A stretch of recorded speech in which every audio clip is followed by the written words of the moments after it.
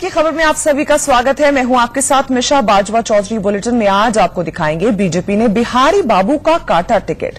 बिहार में एनडीए ने किस किस को दिया टिकट, राहुल गांधी ने प्रधानमंत्री पर नया हमला क्या किया और अमित शाह ने राहुल गांधी से क्यों की माफी की मांग। खबरें और भी होंगी, लेकिन शुरुआत इस वक्त की बड़ी खबर से करते हैं। बड़ी खबर जो कि आ रही है प्रियंका गांधी के बारे में। प्रियंका गांधी अयोध्या का दौरा करने जा रही हैं। 26 मार्च को वो अयोध्या जाएंगी। प्रियंका गांधी हनुमानगढ़ी के दर्शन भी करेंगी और उसके बाद चुनाव प्रचार में वो जुट जाएंगी। मंगलवार का दिन तय किया है उन्होंने अयोध्या जाने का। रजत राकेश टंडन मेरे सहयोगी इस खबर पर ज्यादा अपडेट के साथ जुड़ गए हैं। रजत, 26 तारीख को अयोध्या जाएंगी प्रियंका, तो ताबड़तोड़ वो टूर कर रही हैं। 17 मार्च से पहले 20 मार्च तक भी उन्होंने 3 शहरों के टूर किया। उसमें भी अपनी पार्टी को और ज्यादा मजबूती दिलाने की कोशिश, गंगा यात्रा की, और अब अयोध्या। बिल्कुल, देखिए, पहले संगम की पूजा, उसके बाद विंध्याचल में आशीर्वाद और फिर काशी विश्वनाथ में पूजा, और अब उसके बाद बनारस से निकल के सीधा अयोध्या। यानी आप कह सकते हैं वो गढ़ जो बीजेपी का स्ट्रांग पॉइंट्स और पावर सेंटर्स माना गया है मैसेज देने के लिए, अयोध्या जा रही है। हनुमानगढ़ी मंदिर में प्रपोज है कार्यक्रम की वहां जाकर दर्शन करेंगी। एक दिन का नाइट हॉल्ट भी है और एक ताबड़तोड़ बड़ा रोड शो अयोध्या के शहर में प्रियंका गांधी वार्ता करेंगी। 26 तारीख को पहुंचेंगी अयोध्या और बड़ा कार्यक्रम है 2 दिनों का, 26 और 27 का अयोध्या का। इसके अलावा और क्या क्या वहां पर वो करने की संभावना है? एक तो वो हनुमानगढ़ी के दर्शन करेंगी, और क्या अयोध्या में ही 27 को भी रहेंगी? देखिए, 26 को जो मेरी जानकारी है वो लखनऊ के रास्ते से जाएंगी, जिसमें बीच में बाराबंकी लोकसभा क्षेत्र आएगा, जहां से कांग्रेस के वरिष्ठ नेता पीएल पुनिया आते हैं। वहां पर कई स्वागत पॉइंट्स हैं, वहां से रोड शो करते करते 26 को जाकर अयोध्या में ही रुकेंगी और उसके बाद 27 को सुबह दर्शन करेंगी और उसके बाद एक बड़ा रोड शो करते हुए अयोध्या फैजाबाद के रास्ते अमेठी की तरफ निकल जाएंगी प्रियंका गांधी वाड्रा। रजत, क्या इनका किसी रैली को भी संबोधित करने का प्लान है या सिर्फ ये रोड शो ही रहेगा? देखिए, मेन चीज है कि आप अयोध्या जाएं, वहां से जाकर एक मैसेज दें। राम मंदिर का मुद्दा एक बड़ा मुद्दा बीजेपी ने बनाया था, कांग्रेस बार बार कह रही थी, तो वहां जाना भी अपने आप में आप कह सकते हैं एक बड़ी चीज है। उसके बाद हनुमानगढ़ी मंदिर जो ठीक राम लला के मंदिर के बगल में, वहां दर्शन करेंगी। पहले भी राहुल गांधी गए थे तो हनुमानगढ़ी दर्शन करने गए थे, वहां दर्शन करेंगी और अयोध्या में एक बड़ा रोड शो करेंगी। रैली की अब तक कोई भी सूचना हमें नहीं है। रजत, क्या वो राम जन्मभूमि भी जाएंगी? क्या वो राम मंदिर भी जाएंगी? क्योंकि ये एक ऐसा मुद्दा है जिसके लिए दोनों पार्टीज इस वक्त तो बचती नजर आएंगी। इस तरह के किसी भी डिबेट में या कंट्रोवर्सी में पड़ने से बचते नजर आएंगे। तो क्या राम मंदिर जाना उनके प्लान में है? देखिए, अभी तक की जो आइटनरी है, जो मुझे लगता है कुछ देर में रिलीज भी हो जाएगी, उसमें राम मंदिर कहीं पर भी नहीं है। पिछली बार राहुल गांधी भी गए थे तो भी राम मंदिर नहीं गए थे, रामलला का दर्शन कर रहे थे। मुझे लगता है कि राम मंदिर से अपने आप को अलग रखेंगे, लेकिन राम मंदिर के ही बगल में हनुमानगढ़ी, वो भी बहुत फेमस टेम्पल है। कोई भी व्यक्ति जाता है तो हनुमानगढ़ी मंदिर जाता है दर्शन करने। प्रियंका गांधी वाटर जाएंगी और दर्शन करेंगी। तो कांग्रेस जब भी ये बात कहती तो यही कहती है कि हम अयोध्या में आए और हमने मंदिर में दर्शन किया। अब वो मंदिर कौन सा था, राम मंदिर, हनुमान मंदिर, इस पर माफ मत जाइए। ये हमेशा से ही कांग्रेस की एक लाइन रही है कि हम अयोध्या में जाएंगे और मंदिर में दर्शन करेंगे। रजत, क्या कुछ और बड़े नेता भी प्रियंका गांधी के साथ मौजूद रह सकते हैं इस अयोध्या दौरे पर? बिल्कुल, देखिए, जो टीम बनाई गई थी राजीव शुक्ला की, प्रमोद तिवारी की, ये लोग साथ में रहेंगे।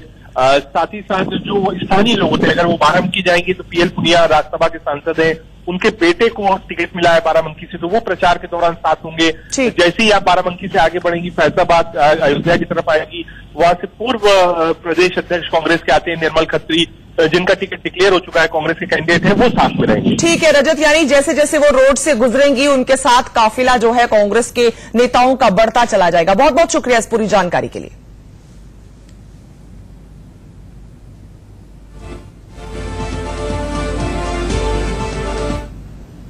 से कांग्रेस अध्यक्ष राहुल गांधी ने भरी हुंकार। प्रधानमंत्री नरेंद्र मोदी को चौकीदार के मुद्दे पर फिर घेरा। कहा, चौकीदार तो अमीरों के घर में होते हैं। कैमरामैन पिंकी के साथ संजय शर्मा, इंडिया न्यूज दिल्ली।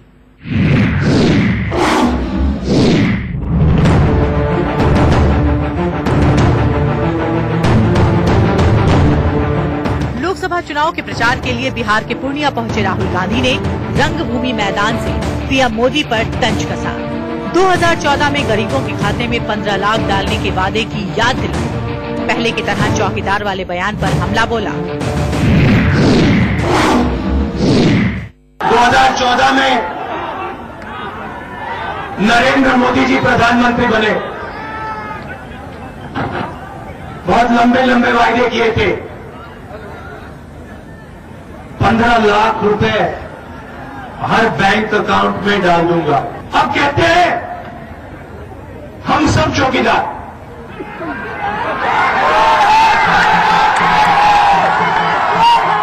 हम सब चौकीदार। पहले कहते थे मुझे बनाओ प्रधानमंत्री, मैं बनूंगा चौकीदार।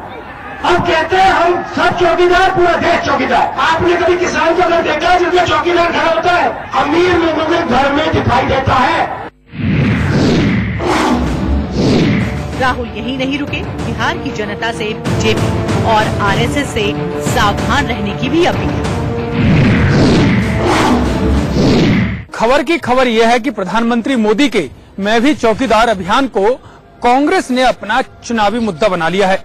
राहुल गांधी अपनी हर रैली में इसको भुनाने में लगे हैं, जिससे कांग्रेस की फिर से सत्ता में वापसी की जा सके। एनडीए ने आज बिहार में अपने उम्मीदवारों के नामों से पर्दा उठा दिया। सुबह 11 बजे गठबंधन के नेता मीडिया के सामने आए और सूबे में अपने प्रत्याशियों के नाम का ऐलान कर दिया।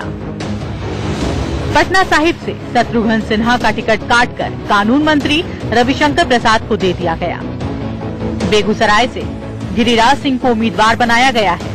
वहीं राजीव प्रताप रूडी को सारण, रामकृपाल यादव को पाटलिपुत्र, राधा मोहन सिंह को पूर्वी चंपारण से, आरा से आर.के. सिंह को और अश्विनी चौबे को बक्सर से टिकट दिया गया है। पहली बार लोकसभा समर में उतरे रविशंकर प्रसाद बिहारी बाबू पर टिप्पणी करने से बचते नजर आए, तो रूडी ने अपनी जीत का दावा कर दिया। देखिए, मैं पार्टी का बहुत कृतज्ञ हूं कि उन्होंने मुझे ये अवसर दिया है। मैं मूलतः पार्टी का एक कार्यकर्ता हूं और भले ही मैं राष्ट्रीय स्तर पर काम करता रहा हूं, 8 प्रदेशों का प्रभारी भी रहा हूं, लेकिन पटना में पैदा हुआ, वहीं पढ़ा लिखा, वहीं विद्यार्थी परिषद का कार्यकर्ता बना, जेपी मूवमेंट का सिपाही बना, पटना हाईकोर्ट में वकालत शुरू की, तो राष्ट्रीय स्तर पर भले रहा हूं, लेकिन मेरा दिल हमेशा मेरे शहर पटना के साथ रहा है। और भले मैं राज्यसभा में रहा हूं, लेकिन मेरी सक्रियता लोकसभा एमपी के बराबर रही है। मैंने गांव में बहुत काम किया, डिजिटल विलेज में, और आगे भी करूंगा। देखिए, महागठबंधन न विचारों का है, न कोई भविष्य कार्यक्रम का है।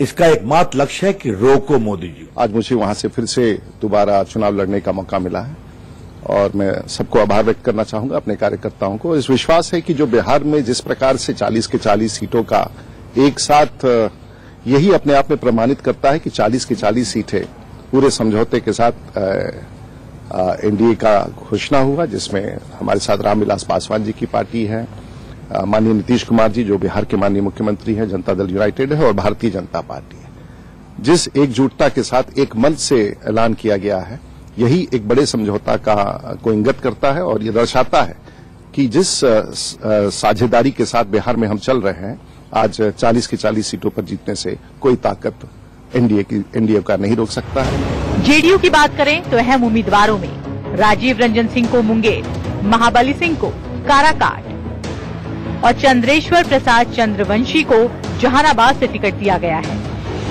रामविलास पासवान की पार्टी एलजेपी ने चिराग पासवान को जमुई से प्रत्याशी बनाया है।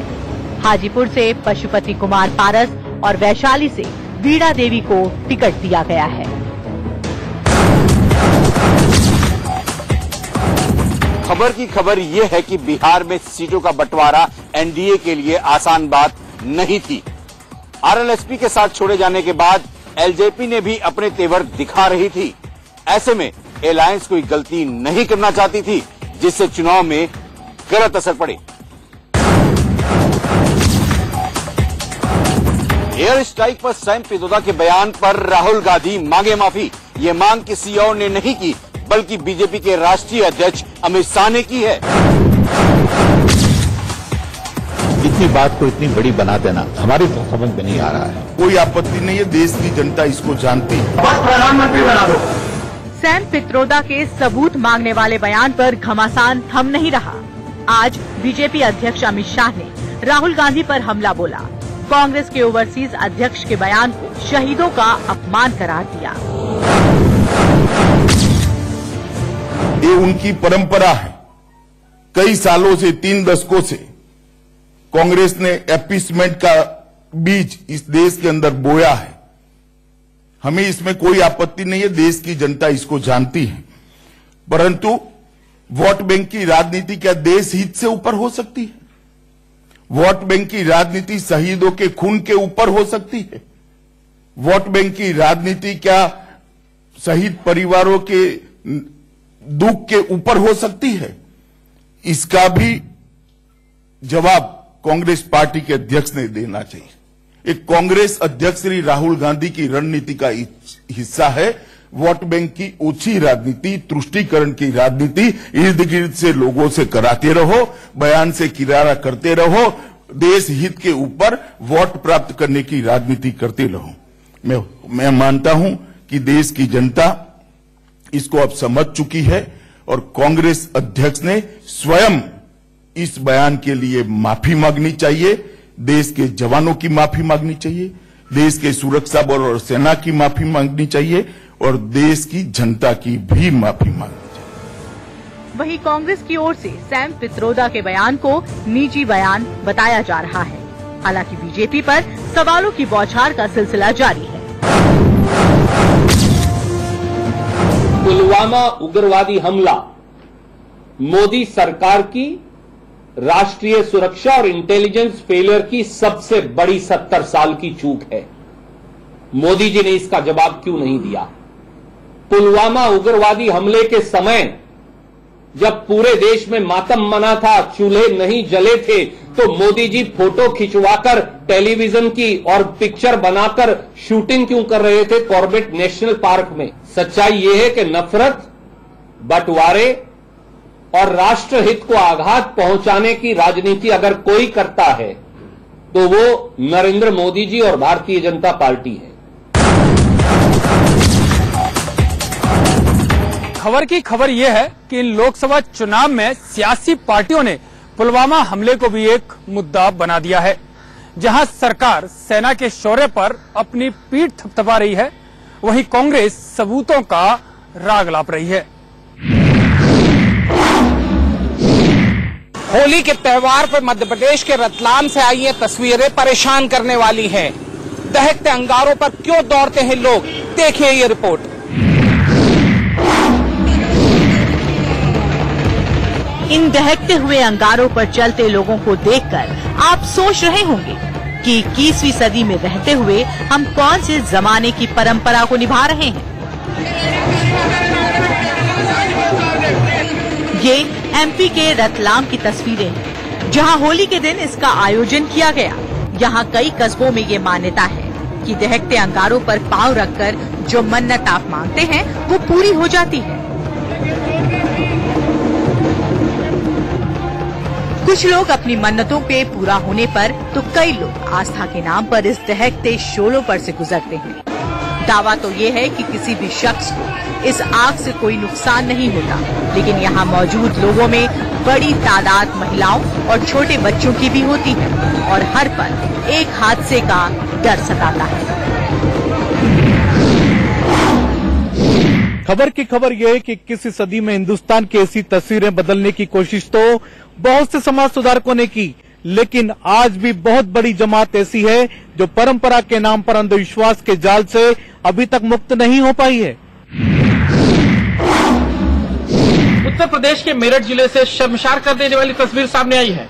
यहाँ पर सबसे पहले 4 मंचले एक छात्रा के साथ छेड़छाड़ करते हैं, फिर उसका वीडियो बनाते हैं और उसे वायरल कर देते हैं।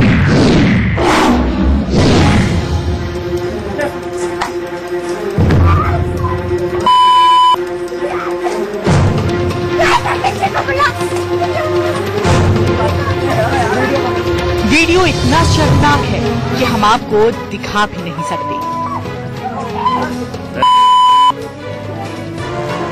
लेकिन इन 4 मनचलों की करतूत ने इंसानियत को तार तार करके रख दिया है।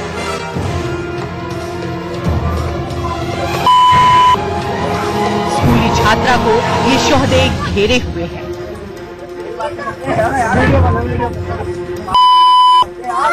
लड़की रहम की गुहार लगा रही है, लेकिन इनका दिल नहीं पसीज रहा।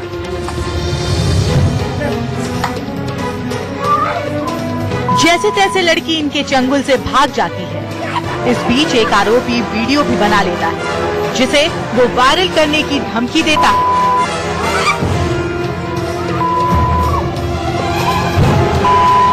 ये तस्वीर दिल्ली के पास मेरठ शहर की है। ये सभी आरोपी कानून को ठेंगे पर रखकर लड़की से छेड़छाड़ कर रहे हैं। ना ही पुलिस का डर है, ना ही पकड़े जाने का खौफ।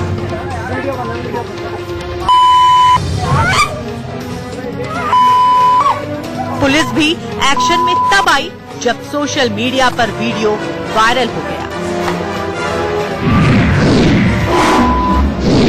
खबर की खबर यह है कि महिला सुरक्षाओं को लेकर कानून तो कई बनाए गए, लेकिन जब तक समाज का नजरिया नहीं बदलेगा, जब तक लोगों को कड़ी से कड़ी सजा नहीं मिलेगी, तब तक ऐसी घटनाओं पर रोक नहीं लग पाएगी।